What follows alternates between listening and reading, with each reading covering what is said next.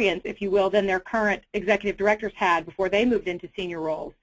So we needed to try to accelerate their experience and learning curve, but we couldn't do that in a one-week program. So it was a 16-month initiative. It was quite a commitment on the part of the fellows that were selected. There were multiple face-to-face programs. They received one-on-one executive coaching. They engaged in action learning projects throughout the 16 months, some intense goal planning and monitoring for themselves around how they wanted to develop as individual leaders. And then there was a mentoring phase at the end of the program. This is an overview of the design. I'm not going to go in depth on each of these components, or it could take up the entire webinar, and I'd really rather you hear the results of what we achieved.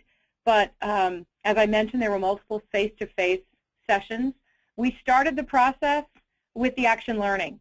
So the intent was that each of these leaders, we learned in the research, needed to understand how to collaborate more effectively in their communities, and they needed a network of their own to be successful.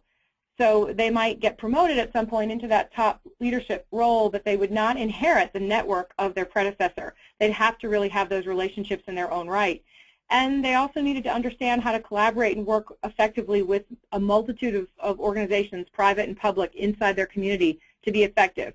That has had been a trend in 2007 that had certainly started, but the bosses at the time felt that was just going to get more important and become more complex. So action learning was really a key element in the curriculum. We knew that to give these emerging leaders their own network and a sense of how to develop that network, that we needed to run the program in place, a place-based or community-based program, and that we needed to have them working collaboratively throughout the curriculum as a way to develop in place, if you will, and the action learning projects were the way to do that.